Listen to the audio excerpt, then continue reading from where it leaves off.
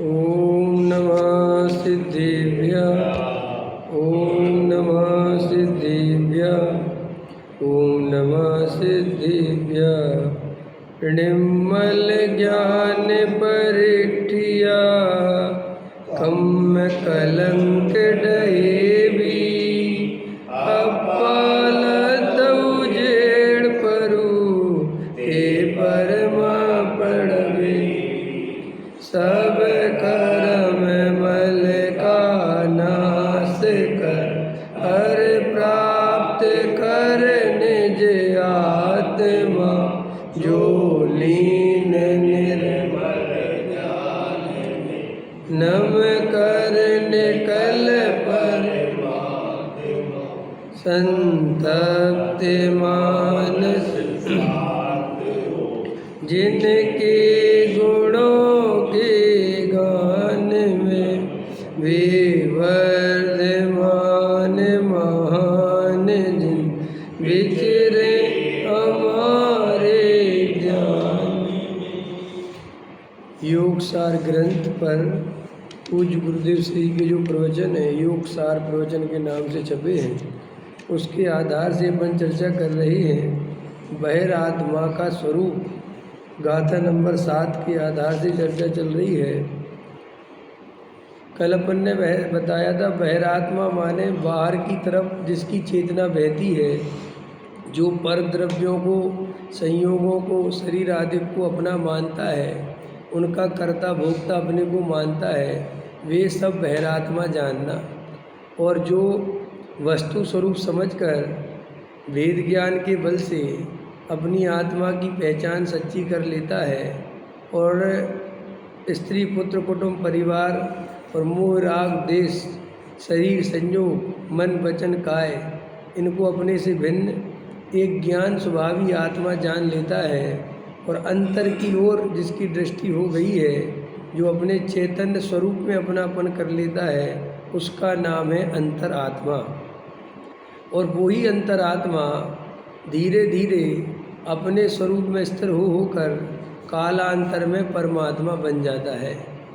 तो अभी अपन अंतरात्मा हुए कि नहीं हुए, ये अपन को अपनी परीक्षा करके देखनी चाहिए। समझ में आया? शास्त्रों के माध्यम से नहीं, अपने अनुभव से देखना चाहिए। क्षयोपशम से नहीं, अपनी कसायों के आधार से निर्णय करना चाहिए कि अपने अंदर अभी क्या स्थिति है। अगर अपने अंदर कसाएँ कम बिल्कुल नहीं हुई, इतना स्वरूप सुनने के बाद भी अपन बिल्कुल संसारी जीवों की तरह ही सोचते हैं, विचारते हैं और वैसी ही अपनी प्रवृत्ति है, तो अभी अपन अंतरात्मा की ओर अपनी यात्रा प्रारंभ हुई नहीं। और याद रखें, अंतरात्मा की ओर अगर हमारी यात्रा प्रारंभ नहीं होती है तो हम 3 काल में कभी परमात्मा बन ही नहीं पाएंगे। इसलिए पहले अंतरात्मा होने का पुरुषार्थ करना चाहिए। देखो भाई, जैन दर्शन में मिथ्यात्व, अवरति, प्रमाद, कसाय, योग, ये 5 संसार के कारण कहे गए हैं। लेकिन वास्तव में इन 5 में से जो असली कारण है संसार का, वो तो मिथ्यात्व है। बाकी जो अवरति, प्रमाद, कसाय, योग है, वो कितने ही हो, अगर मिथ्यात्व नहीं है तो वो संसार 4 गति परिभ्रमण में नहीं कर सकते, जीव को घुमा नहीं सकते। एक मिथ्यात्व ही ऐसा है जो जीव को निगोद तक ले जाने में समर्थ है। वहाँ की मिथ्यात्व के बिना तो वे जो 4 प्रकार की अवस्थाएं हैं, अवरति, प्रमाद, कसाय और योग, वे तो आप बिल्कुल 100% जली जेरिए के समान है। कई लोग कहते हैं कि साहब अवरति में रहना अच्छी बात है क्या, प्रमाद करना अच्छी बात है क्या, मन वचन काय की चंचलता अच्छी बात है क्या, कसाय करना अच्छी बात है कि नहीं? अच्छी बात नहीं है, बिल्कुल अच्छी बात नहीं है।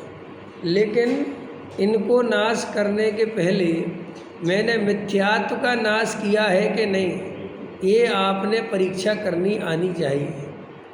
अगर हम ये बात ही नहीं समझ पाते कि हमने मिथ्यात्व का नाश किया है कि नहीं किया, और हम बाहर में व्रतशील संयम के पीछे दौड़े चले जा रहे हैं, प्रमाद छोड़ के, प्रमाद नहीं करना ठीक है, अच्छी बात है, लेकिन पहले प्रमाद छोड़कर मिथ्यात्व का नाश करो। समझ में आया? व्रतों को धारण करने से पहले मिथ्यात्व का नाश करो। कि साहब हमें कैसे पता चलेगा? चलेगा पता, क्यों नहीं पता चलेगा? व्रतों में ही अगर धर्म बुद्धि है तो यही मिथ्यात्व है। व्रतों से धर्म मानते हो तो यही मिथ्यात्व है। पूजा पाठ भक्ति करने से धर्म हो गया, ये मान्यता है। तुम्हें कर देखो अपने अंदर, चेक करो कि हमारे अंदर पूजा पाठ भक्ति व्रत शील संयम शुभ भाव में हमारी क्या मान्यता है। करना और धरना तो बात की चीज़ है, पहले हमारी मान्यता क्या है, अपन को तो वो चेकिंग करनी। क्यों? मिथ्यात्व किसका नाम है? मान्यता का, अभिप्राय का। हमारे अंदर जो श्रद्धा संबंधी भूल पड़ी है तो वही तो भूल है। कल रात को मैंने पूज्य गुरुदेव श्री का प्रवचन डाला था, 10:30 बजे, सुना नहीं होगा अभी, सुनना उसको। कितना बढ़िया लिया। सम्यक दर्शन किसे कहते हैं? और सम्यक दर्शन के बिना संयम की कल्पना करना मिथ्यात्व है। क्या? दोहराओ इस लाइन को। सम्यक दर्शन के बिना संयम की कल्पना मिथ्यात्व। मिथ्यात्व में डला हो और साधु बनने के सपने देखता हो तो और नंबर 1 का मिथ्यानिष्ठ। काय बात का साधु भाई? क्यों? क्या करें भैया, खबर नहीं है। एक महाराज का संघ का समाधान चल रहा था। बोले सच्चे साधु का लक्षण क्या है? सच्चे साधु का लक्षण क्या है? तो वो बता रहे थे, दिगंबर परंपरा में तो जो 28 मूल गुण का पालन करे, समझ में आया, वो सच्चा साधु। लेकिन ये अधूरी बात है, ये पूरी बात नहीं। ये साधु का सच्चा लक्षण नहीं हो सकता। ये तो केवल बाहरी क्रियाकांड की बात हुई। ये तो केवल और केवल क्रिया की बात हुई। हाँ, तुम्हें अगर उसके ये बात है कि भाई 28 गुण, तो ऐसा सुनो, जो प्रत्यक्ष में एसी पंखा कूलर चलावे और जिनके 28 मूल गुणों का ठिकाना ही नहीं हो, उनके बारे में तो सोचने की भी ज़रूरत नहीं है, पहली बात। अब दूसरा स्टेप, लेकिन कोई ये नहीं चलाता हो और 28 मूल गुण का पालन करता हो तो अभी वो सच्चा साधु का लक्षण नहीं है। सच्चे साधु का लक्षण उसके अंतरंग से शुरू होता है और बहिरंग पे आके वो पूरा होगा। समझ में आया कि साहब क्या है? सबसे पहली बात, साधु को वीतरागी होना चाहिए। अगर साधु के अंदर राग देश कसाई की नदियां बहती हैं और वो राग देश करता है, समाज से राग देश करता है, नहीं समझे आया, मान आदि के पोषण में लगा रहता है, भले ही 28 गुण पालता हो, मुझे उससे कोई मतलब नहीं, वो तो हम दूसरे नंबर पर देखेंगे ना। नहीं समझ में आया? ये ऐसी बात है, इंटरव्यू कब होता है आपका? जब आप एंट्रेंस एग्ज़ाम में पास हो गए हो।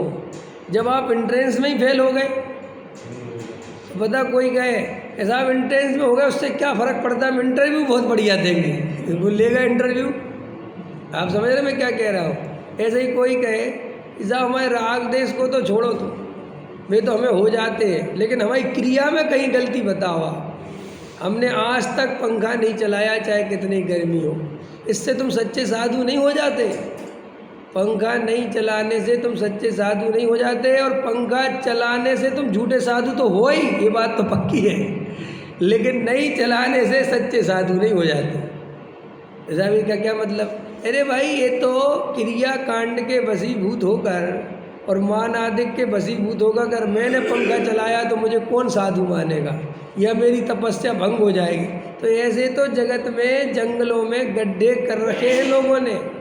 क्या ये अघोरी बाबा होते जंगलों में रहते हैं, तुम्हारे नगर वगैरह में भी नहीं रहते, और वहाँ ऐसे ज़मीन में 5-5 फुट के गड्ढे करके वो खाली गर्दन निकाल के अंदर धस जाते हैं और ओम ओम करते रहते हैं वहाँ में मंत्र तंत्र की विद्याएँ।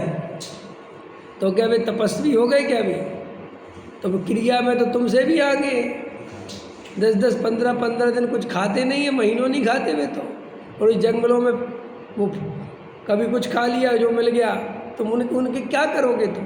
श्री गुरु कहते बाहर के शरीर में अगर तुम अपने आप को कष्ट दे के बहुत धर्म मानते हो तो 1 नंबर का मिथ्यात्व तो यही है, पहले नंबर पर। और कोई साधु 28 मूल गुणों का पालन करता है, लेकिन जिसके अंदर वीतरागता नहीं है, जो दूसरों की निंदा करता है, लड़ाई झगड़े करता है, कसाय करता है, समाज के विरुद्ध, समझ में आया, सज्जन पुरुषों को गाली देता है, जिसके भाषा समिति तक का ठिकाना नहीं दे, और वो कहता हमारे 28 मूल गुण पल रहे। अरे भाषा समिति भी 28 मूल गुणों में आती है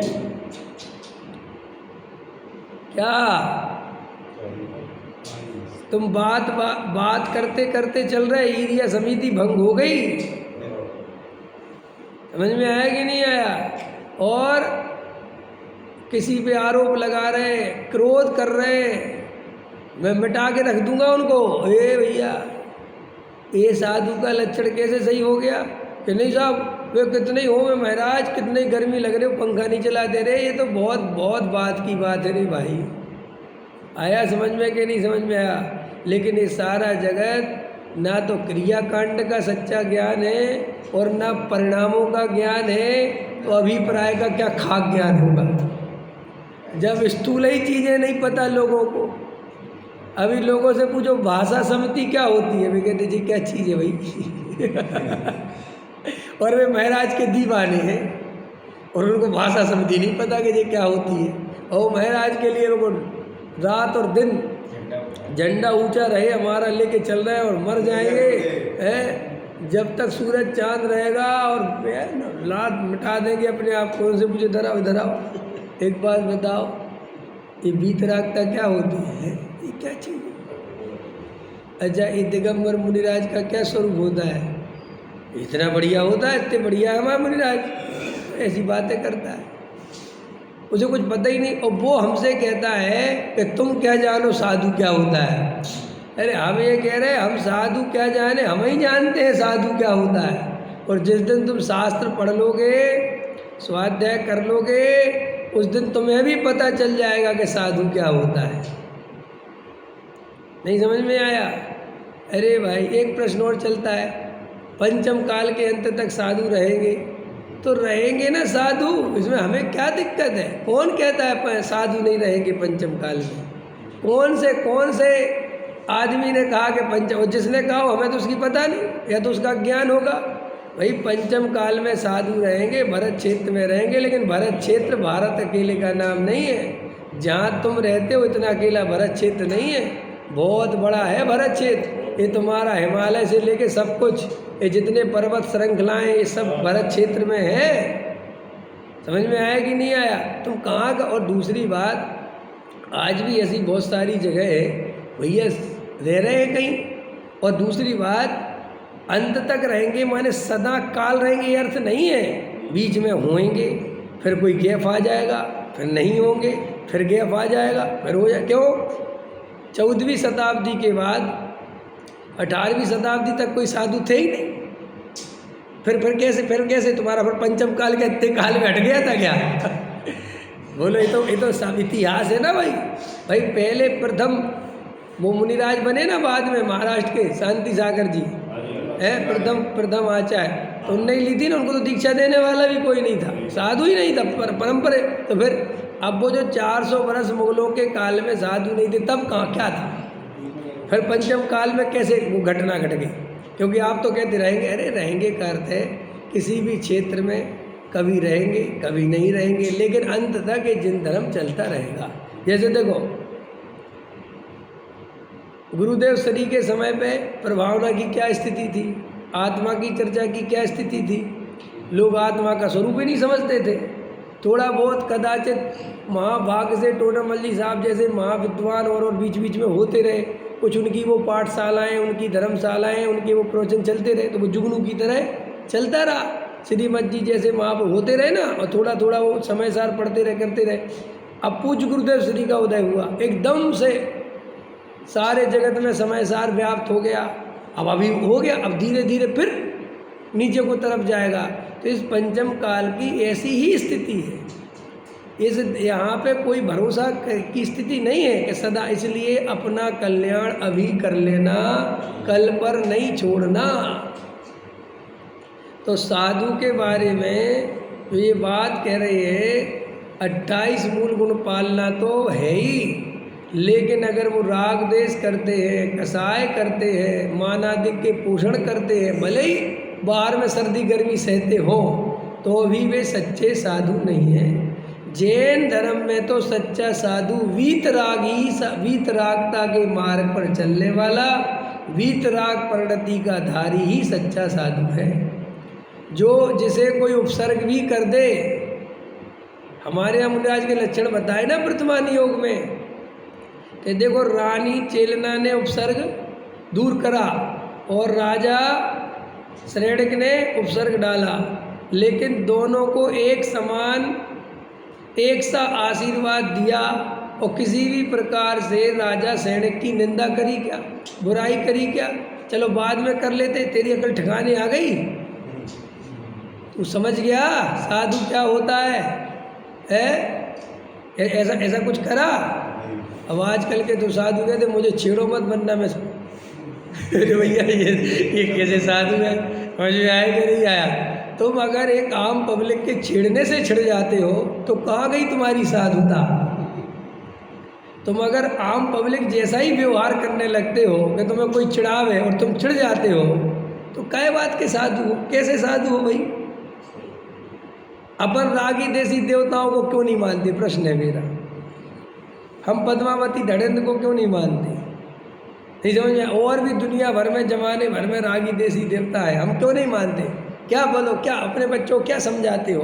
क्या बताओ, आप अपने बच्चों को समझाते होगे ना कि बेटा हम इनको नहीं मानते, क्यों, क्या बताते हो? पता क्या बताते? देखो बच्चे, अगर भगवान भी हमारे ही जैसा रागी द्वेषी है तो उसमें और हम में अंतर क्या है? यही बताते हो ना।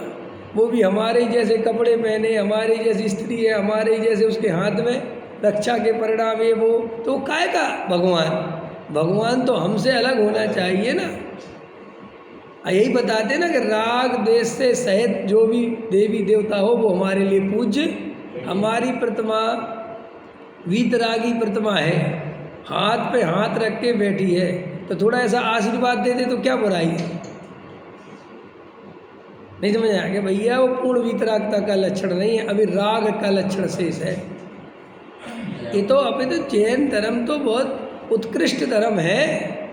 ये अलग बात है कि इसमें भी जन्म तो निकृष्ट लोग ले ही लेते हैं, उसका तो कुछ कर नहीं सकते, लेकिन धर्म बहुत उत्कृष्ट है। और ये पंचम काल में तो निकृष्टों के हाथ में ज़्यादा ताकत रहेगी, ऐसा ही स्वरूप है इस पंचम काल का। और जो उत्कृष्ट जीव हैं वे बेचारे कमज़ोर रहेंगे। क्यों, ऐसा क्यों है वज्रसेन जी, बताओ, इसका उत्तर दो, ऐसा क्यों है? भाई जो अच्छे लोग हैं, सज्जन पुरुष हैं, सच्चे धार्मिक हैं, वे कमज़ोर हैं। नहीं समझ में आया? ना वे कोई राजा हैं, ना वे कोई चक्रवर्ती हैं, वे ना कोई समझ लो पैसे वाले हैं, और जो हैं वे बिल्कुल धर्म से विमुख हैं। तो ऐसा क्यों है? नहीं, ऐसा है क्यों पंचम काल में? इसलिए कि अगर अच्छे लोगों पे ताकत ज़्यादा होगी तो प्रभावना ज़्यादा नहीं हो जाएगी। नहीं समझ में? फिर सच्चा धर्म नहीं चल जाएगा। लेकिन इस पंचम काल की होनहार कैसी है? उल्टा उल्टा, विपरीत विपरीत। हाथी पे बंदर बैठे देखे थे ना 16 स्वप्नों में, तो उनने कहा था कि नीच कुल वालों का राज्य होगा, अच्छी प्रवृत्ति वाले लोगों का राज्य नहीं होगा। यही है वो। इसलिए कि अगर अच्छे कुल वाले राज्य करेंगे तो वो जिन शासन की प्रभावना नहीं करेंगे। पहले देखो, पूरा उड़ीसा जैन धर्म में था, पूरा उड़ीसा में खारवेल ने कितनी गुफाएं बनवाई, तो आज भी इस बात की प्रतीक है कि पूरा उड़ीसा जैन धर्म से ओतप्रोत था। पूरा जर्मनी बना है श्रवण से, समझ में आया? श्रवण का परिमार्जित होते होते जर्मन बना है। जर्मनी में आज भी जैन का इतिहास बहुत ज़्यादा मिलता है। तुम पूरा चले जाओ सऊदी अरब, ये सोचते हो आप लोग यहाँ, ये आज भी इनके बहुत सारे नियम कायदे कानून जैनियों से मिलते हैं, और इनको पता नहीं है कि हमारे हैं कहाँ से, क्योंकि ये मूल में पहले सब जगह जैन धर्म ही फैला हुआ था। आज भी सऊदी अरब तरफ एक देवता को पूछते हैं वो, और वहाँ पे आती रहती रिसर्च है, तो रिसर्च करी गई तो वो जिस प्रतिमा को वो मानते हैं वो आदिनाथ भगवान की प्रतिमा है, वो बहुत बड़ी है वो। ये जो मक्का मदीना है ना, ये भी बिल्कुल अपना स्थान है। अभी आपको क्या लगता है? और ये कोई गप नहीं है, लोगों को लगता है तो अपने अपने धर्म की गप, वास्तव में गप नहीं है। जिन शासन है ही इतना महान, क्योंकि धर्म तो वीतरागी होगा ही। रागी दोषियों का शासन ज़्यादा दिन तक, अगर रागी द्वेषी पंडित भी हो ना तो वो भी ज़्यादा दिन नहीं चलता, उसकी कुछ ना कुछ चाहे कितना ही बड़ा वो हो, लेकिन वो रागी द्वेषी है अंदर से, तो प्रकृति उसे ज़्यादा दिन तक चलने नहीं देती। ये सिस्टम है प्रकृति का। हमारे डॉक्टर साहब, मेरे गुरुजी एक बात कहते थे, चाहे महाराज हो चाहे पंडित विद्वान हो, अगर तुम्हें जिन शासन की प्रभावना करनी है, वो चाहे ब्रह्मचारी हो, तीनों सुनो ध्यान से। तो हमारे गुरुजी कहते थे, तुम्हारे अंदर बहुत निर्दोष परिणाम होने चाहिए। अगर तुम्हारे अंदर राग देश कसाई की भट्टी जलती है, तुम्हारे अंदर निर्दोषता नहीं है, तो तुम जिन शासन की कभी प्रभावना निर्दोष नहीं कर पाओगे। बड़े पंडित साहब का वाक्य है ना, निर्दोष प्रभावना करने के लिए स्वयं निर्दोष होना अत्यंत आवश्यक है। इसलिए जो सेठिया इतने पैसा खर्च करते हैं, ये पंडित इतने प्रवचन करते हैं, कितने हो रहे हैं? पहले तो इतने होते नहीं थे, इतने महाराज लगे हुए, लेकिन वो रिजल्ट नहीं आ रहा जो आना चाहिए। वो सरलता नहीं आ रही हमारे चित्तों में, इतना प्रवचन सुन के भी जो आनी चाहिए। उसका कारण क्या है? मन में कलुषता बहुत आ गई है। समर्पण की भावना, समझ में आया? ईमानदारी की भावना, ये सब अंदर से वो निकल नहीं रही अपने। और अपने अंदर जब तक ईमानदारी, समर्पण, देव शास्त्र, गुरु के प्रति ये सब जब तक नहीं आएगा, छल कपट मायाचार नहीं छोड़ेंगे, तब तक अपन सज्जन पुरुष भी नहीं कहला पाएंगे। सम्यक दर्शन तो बहुत दूर की बात है। तो वो प्रश्न था, उस पर बोल रहा हूँ मैं कि भाई सच्चा गुरु तो देखो, सच्चे मुनिराज तो जो राग द्वेष से रहित हो, वीत रागी हो, समझ में आया? जिन्हें जगत से, समाज से कोई लेना देना नहीं हो, उन्हें तो कोई जीव आ जाए तो वीतरागता का मार्ग बता दें। न तंत्र, न मंत्र, न पैसे कमाने की विद्या, ये सब दिगंबर साधु के लक्षण नहीं है। समझ में आया? जो असली दिगंबर साधु होते हैं, वे तो केवल वीतरागता को ही धर्म बताते हैं और वीतरागता का ही उपदेश देते हैं, और वीतरागता ही सुखरूप है। समझ में आया? वो तो ये समझाते हैं। उन्हें ना पुण्य की महिमा रहती है, ना जगत की महिमा रहती है, और ना तंत्र मंत्र की बात होती है। ये सब आदमी तभी करता है जब उसे जगत प्रसिद्ध होना हो। क्या अब आपको वर्तमान में पता है कि आप तंत्र मंत्र करोगे, क्या करोगे? तंत्र मंत्र करोगे, पैसा कमाने के उपाय बताओगे तो जनता आएगी, क्योंकि अब जनता भी ऐसे ही हो गई। अगर आज बाहर पोस्टर लगा दो कि हमारे यहाँ फलाने पंडित जी आ रहे हैं और वे आपको भविष्य में कैसे उपाय करो जिससे आपके घर में रुपया पैसा धन धान्य बढ़ेगा, समझ में आया? कैसे आपको बढ़िया से बढ़िया काम बनेंगे, और बहुत बढ़िया उनके पास कला है, देखो यहाँ कितनी भीड़ लग जाएगी। और देखो हमारे यहाँ पे एक विद्वान आ रहे हैं और वे वीतरागता का उपदेश देंगे, समय सार पढ़ाएंगे, ठीक है। तो जगत की रुचि काय में है? महाराजों को भी समझ में आ गया, चूँकि उनको प्रसिद्धि पानी है, चूँकि उनको तो पूजना है, समझ में? उनको तो पूजना है। अब उनको तो भीड़ के बिना मन लगता नहीं, क्योंकि वीतरागता तो अंदर है नहीं, और भीड़ कैसे आती है? अभी अभी मेरे देखते देखते कितने साधुओं को मैंने देखा जो पहले तत्व की बात करते थे, समझ में आया कि नहीं आया? अब बिल्कुल वे चमत्कार तंत्र मंत्र की बातें करने लग गए। पहले वे अंतरात्मा, बहिरात्मा, परमात्मा समझाते थे, अब आजकल पैसा कैसे कमाओ, वास्तु दोष तुम्हारे घर में कैसे दूर हो, तुम्हारी गरीबी का कारण क्या है, पुण्य कैसे बढ़े, कौन सा चालीसा पढ़ो, कौन सी वो पढ़ो, इससे तुम्हारा पुण्य पड़ेगा। अब आजकल ये सारे साधु उपदेश दे रहे। तो मैंने एक साधु महाराज से पूछवाया कि महाराज आखिर बात क्या है, ये सब हो क्या रहा है? अरे बोले भैया तुम्हारे वीतरागता की बात करो, कोई आता ही नहीं, हम बैठे बैठे क्या करें। नहीं मैं हमारी मजबूरी है। वही में आया कि नहीं आया, हम इसलिए सुना रहे। तो भैया मजबूरी का नाम साधु कभी हो ही नहीं सकता। बोलो ये लाइन, अगर साधु भी मजबूर है तो छोड़ दे कपड़ा पहन ले तू। अरे गृहस्थ मजबूर, मैं मजबूर हूँ, मैं मजबूर हूँ। अभी 8:30 बजेंगे, मुझे बच्चे को लेने जाना है पाठशाला के लिए। साधु की कोई मजबूरी नहीं। और अगर साधु ही मजबूर हो जाए तो फिर वो साधु बना ही क्यों? ब्रह्मचारी भी सेठियों का गुलाम हो जाए तो काय का ब्रह्मचारी? इससे अच्छा तो अपनी पत्नी की गुलामी कर लेता थोड़ी बहुत है। अरे ब्रह्मचारी क्या कर रहा है यार रमेश जी, यार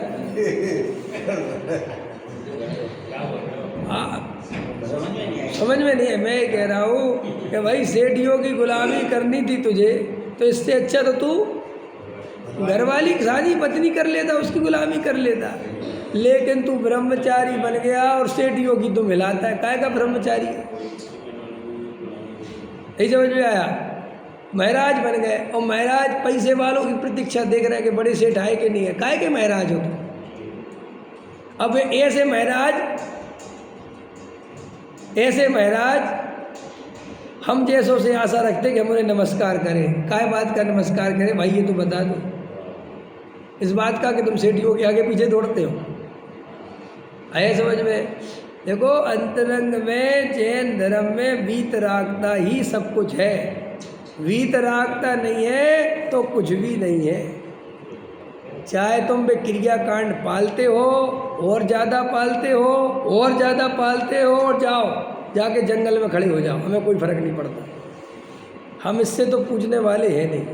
हमें तो वीतरागता दिखाओ, समता भाव दिखाओ। कौन सा भाव दिखाओ?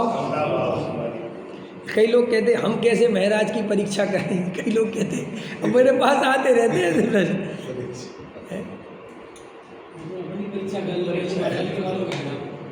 समझ में आया कि नहीं आया? अरे भैया जब एक शब्द बता दिया वीतरागता जैन धर्म है तो वीतरागता देखो साधु के अंदर। अगर वीतरागता है तो वो साधु है। कितने सरल है। अब जो तंत्र मंत्र बता रहे अब उनका देखते जा रहे, खिड़की में से पंखा चला रहे कि नहीं चला रहे, जरूरत क्या है? अरे जब उनने तंत्र मंत्र में लग गए वे, अब पंखा चला रहे कि एसी चला रहे, क्या लेना देना? नहीं समझ में आया? अब आजकल के साधुओं के धूप में वीडियो बनवा लेते हैं। धूप में बैठ जाएंगे और वीडियो बनाओ और कहेंगे लिख दो चतुर्थकालीन चर्या है। क्या होता है इन सब चीज़ों से क्या होता है? ये कोई साधु के लक्षण है? अरे आत्म आराधना तो गुप्त में रह के आराधना है। समझ में? साधु जहाँ ध्यान करे वहाँ कोई पहुँचना नहीं चाहिए और वहाँ कैमरा वाला पहुँच जा रहा है। हद हो गई यार। हमारे पार्शनाथ हमें मिले, वहाँ गए थे हम। वहाँ कहाँ है सब पार्शनाथ? समक्षगर जी में। तो हम पार्शनाथ के पास पहुँचे टोंक पे। तो हमने पार्शनाथ भगवान से पूछा कि महाराज मैं थक गया इधर आके, इतने ऊपर चढ़ने की क्या ज़रूरत थी? तो केवल ज्ञान के नीचे नहीं हो सकता था तलहटी में? तो पार्शनाथ ने बोला बच्चा तू बोलता तो ठीक है, लेकिन नीचे अगर मैं रहता तो तेरे जैसे 1707 आगे डिस्टर्ब कर दे। समझ में आया कि नहीं आया है? इसलिए मैं इतने ऊपर आया कि तुम जैसे आने की सोचे भी ना। आगे आपको पता लगता ये जितने भी हमारे तीर्थ बने हैं, आपको क्या लगता? पारसनाथ यहाँ से मोक्ष गए ऐसे है ना? वो गए हैं वहाँ से, मैं मना नहीं कर रहा, लेकिन वो जो रास्ता आज बना है वो पहले नहीं था। ऐसे रास्ता चल के नहीं गए थे कि सीढ़ियाँ बनी थी। बिल्कुल घनघोर जंगल है वो उनके ज़माने में, जहाँ पे आम पब्लिक कभी पहुँच ही नहीं सकती। तो वे साधु ऐसा स्थान क्यों चुनते हैं? ताकि वहाँ पर कोई उनकी साधना में विघ्न ना करे। क्योंकि देखो, शेर चीते जंगल के जो जानवर बोलते नहीं है। दहाड़ेगा शेर और क्या करेगा, नहीं समझ में आया। लेकिन मनुष्य जाके कहेगा महाराज नमोस्तु, महाराज ध्यान से बाहर आओ। अब इंद्रिया तो है, कान में सुनाई तो दे जाएगा, समझ में आया कि नहीं। उतना सुनाया और उपयोग एकदम भाई, क्योंकि वो 7वें गुणस्थान की जो साधना है और वो जहाँ श्रेणी चढ़नी है वहाँ उपयोग इतना सूक्ष्म चाहिए, इतना सूक्ष्म चाहिए कि इतना सा भी नहीं है, मैं बता नहीं पा रहा हूँ कितना सा भी, समझ में आया ना।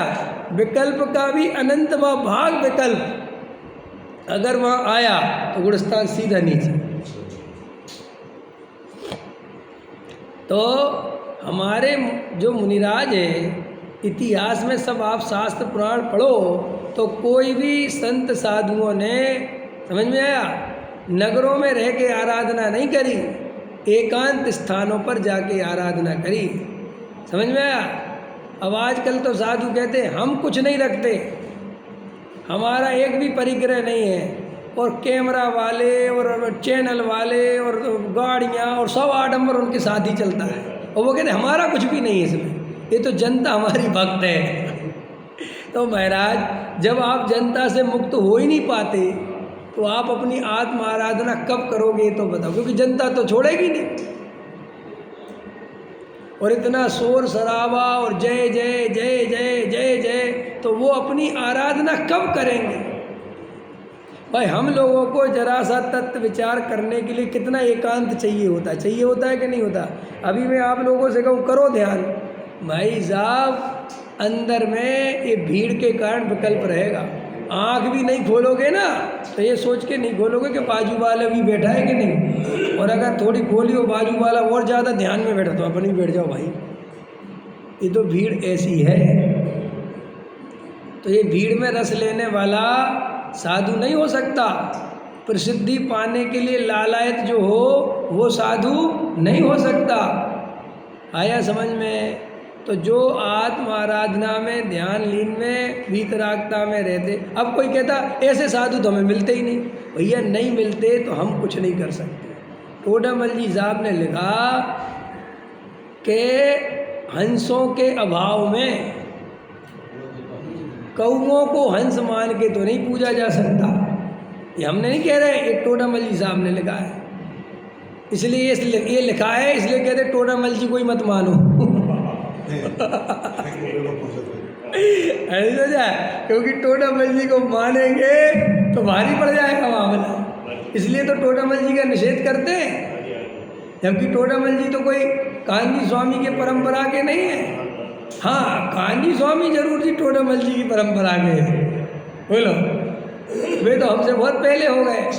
लेकिन क्या करें, अब यही अंदर में समझ में आता है कि टोडामल जी का ग्रंथ अधूरा है, मोक्ष मार्ग प्रकाशक नहीं पढ़ना चाहिए, जो भी है क्या कर सकते। अरे भाई, अपनी जरा सी कसाई के लिए, अपने जरा से मान के पोषण के लिए, जरा सी पूज्यता पाने के लिए जो सच्चे तत्व का विरोध करता है, जो जिनवाणी माँ का विरोध करता है, उसकी कौन सी गति होगी वो तो वो ही जाने। लेकिन साधु तो वीतरागी होना चाहिए, यही सच्चे साधु का लक्षण है। समझ में आया?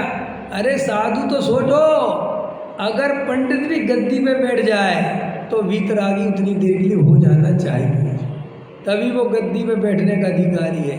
अगर पंडित भी गद्दी पे बैठ के राग देश करता है कि इसको खुश करूं, क्यों दिनेश जी बहुत पैसे वाले, इनको खुश करूं, अरविंद जी तो और ज़्यादा पैसे वाले, ऐसा अगर वो पंडित प्रवचन करते समय राग द्वेष करता है तो प्रवचन करने का अधिकारी नहीं है वो पंडित। सेठियों को जो खुश करे वो पंडित नहीं, वो विद्वान नहीं, वो महाराज है। कल की मैंने कहानी पढ़ी, बहुत गजब की। मैं कहानी तो पढ़ता रहता हूँ। कल की एक कहानी थी एक आदमी रात के 8-9 बजे 10 बजे फुटपाथ पे बैठा हुआ था। वो जो बुजुर्ग था 60-65 साल का, और वो बैठा था और वहाँ पर कुछ पुलिस वाले आए और उसने कहा चलो इधर क्यों बैठे हो, उठो इधर से, समझ में, खाली करो ये फुटपाथ, जगह जो भी है। उसने कहा करता हूँ साफ करता हूँ। बोले फटाफट उठो इधर से। कहाँ से चले आते, और उल्टा सीधा बोला उसको, कौन हो, क्या, कुछ नहीं। उसने कहा 1 मिनट रुक जाओ। तो बोले क्यों, बोले काम है। उसने अपने जेब में से एक फ़ोन निकाला बटन वाला। उसने कहा एक फ़ोन कर लूँ। बोले क्यों, भाई कलेक्टर है क्या, फ़ोन कर देगा तो क्या हो जाएगा। बोले एक फ़ोन करना है। और उसने एक फ़ोन लगाया और सिर्फ इतना बोला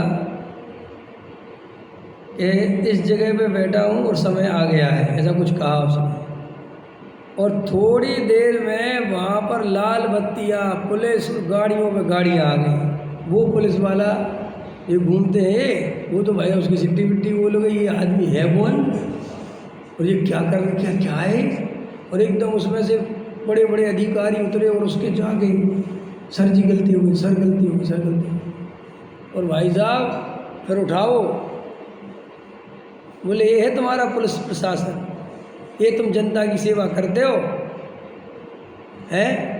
अब वो पुलिस वाला कह रहा है ये है कौन, तो पता चला भाई साहब वो तो बहुत बड़ा अधिकारी है, वो समझ में आया, आई से बड़े लेवल का। और वो तो ऐसी कुछ भी परीक्षाएं लेता रहता है वो बीच बीच में पुलिस वालों की, कि क्यों, कि वो ये देखना चाहता है तुम आम आदमी के साथ कैसा व्यवहार करते हो। तुम पैसे वालों, अगर वो कह रहा था, उसने कहा चलो मैं तो जो हूँ सब तुम डर रहे हो, मेरे से माफ़ी मांग रहे हो, अगर मैं सब नहीं होता तो तुम तो मुझे यहाँ बैठने भी नहीं देते। और जितनी बदतमीजी से तुमसे मैं कितना बड़ा हूँ, इस बदतमीजी से बात करोगे और अब मेरे पैरों में गिरते हो, सरजी कर रहे हो। इसका मतलब तुम्हें आदमी की वैल्यू नहीं है, तुम्हें मनुष्यों की वैल्यू नहीं है, तुम्हें पद प्रतिष्ठा धन इसकी महिमा है, इसकी वैल्यू है। अगर ये तुम्हारे पास है तो तुम्हें मनुष्य समझा जाएगा, वरना तुम्हें कीड़े मकोड़े से ज़्यादा कुछ नहीं समझा जाएगा। और अगर ऐसी ही परिणति पंडित की हो तो वो काय का पंडित, कि अगर तुम पर पैसा हो तो तुम्हें विशेष श्रोता माना जाएगा, और पैसा नहीं हो तो तुम बेचारे अच्छे श्रोता हो। और वो कह रहे पंडित जी कुछ पूछना है, चलो बाद में। और इतने बड़े सेठ जी ने कहा पंडित जी पूछा, हाँ पूछिए ना, आप बताइए ये क्या है इसे। अगर जवाब देना ही था तो उसका भी देते, और अगर नहीं देना था तो नहीं देते, बात खत्म हो गई, चाहे फिर सेठ हो। इतना तो पंडित के अंदर होना चाहिए। फिर महाराज कैसे होने चाहिए वो तो हम कल्पना ही नहीं कर सकते। महाराज तो पता कैसे है, शास्त्रों में सब लिखा है, पढ़ो तो सब मिलेगा। चक्रवर्ती आया महाराज के पास। कौन आया, और संयोग की बात जब वो चक्रवर्ती आ रहा था तब महाराज ध्यान से बाहर भी थे, और उन्होंने वो चक्रवर्ती की वो पहचान ली वेशभूषा, और उसका अहंकार भी पहचान लिया। और वो चक्रवर्ती आया तो वो आँख बंद करके बैठे थे। तो वो कहता है चक्रवर्ती फलाने जगह के चक्रवर्ती का नमस्कार स्वीकार करो, समझ में आएगा, ठीक है। वो बैठे रहे। उसने कहा कुछ बताइए मोक्ष मार्ग, उन्होंने कुछ नहीं बोला। बैठा रहा, 1 घंटा बैठा रहा, और घंटा बैठा रहा, चला गया। थोड़ी देर बाद वहाँ से कहानी कहती है ग्वाला आया, समझ में आया कि नहीं, बिल्कुल बेचारा वो महाराज के चरणों में लौट गया महाराज। तो उसे उनने मोक्ष मार्ग का उपदेश दे दिया। अब कहानी कहती कि भाई चक्रवर्ती को क्यों नहीं दी। अब चक्रवर्ती के पता चला कि भाई उनने उस ग्वाले को तो उपदेश दिया और तुम राजा 2 घंटे बैठे रहे और नहीं दिया। तो राजा को और थोड़ा वो लगा ये कैसे महाराज। तो राजा फिर गया, बोले महाराज वो ग्वाले को उपदेश दे सकते हो, मेरे को नहीं। उनने कहा पहले अपना अहंकार उतार के आओ, तब तो ये उपदेश जाएगा। जब इतने अपने आप को चक्रवर्ती अहंकार से भरे पड़े हो, मैं तुम्हें क्या जिनवाणी की बात बताऊं। ऐसे ही मैं सेठियों से कहता हूँ, अगर तुम अपने आप को बड़ा सेठिया मानते हो और तुम इन पंडितों को कुछ भी नहीं गिनते और भले ही फिर इनकी सुनते हो, तो तुम्हारे अंदर तत्व प्रवेश नहीं कर सकता। कोई लोग अपने को महाराज से भी बड़ा मानते हैं कि महाराज का सारा ध्यान हम ही रखते, हम नहीं हो तो महाराज को पता चल जाए। वो महाराज की कितनी सेवा करे, उसे महाराज की एक तत्व की बात अंदर प्रवेश नहीं कर सकती। हाँ हाँ, हमें देख के बंद क्यों कर दिया? हाँ, एक आपके योग्य नहीं है तो बोले महाराज हमारा तो ये जीवन चला जाएगा, हमारे योग कुछ बताओ। तब उनने वो गोमट साल लिखा था, समझ में आया? सरल के तुम्हें पढ़ना। अरे देखो भाई, सज्जन माने पंडित विद्वान जो श्रेष्ठ ज्ञानवान पुरुष होते हैं, उनको अहंकार से नहीं जीता जाता, उनको विनय से, समर्पण से, प्रेम से जीता जाता है। गाय का अगर दूध निकालना हो तो गाय को प्रेम दो, गाय को घास खिलाओ, गाय की सेवा तो बड़े प्रेम से दूध निकालने देगी और 1 लीटर की जगह 1.5 लीटर निकलेगा। लेकिन गाय को मारोगे, गाय के पैर बांधोगे, ज़बरदस्ती करोगे तो वो दूध कभी नहीं निकलेगा। डॉक्टर साहब बहुत अच्छी बात बताते हैं, कितना गजब उदाहरण देते थे दादा।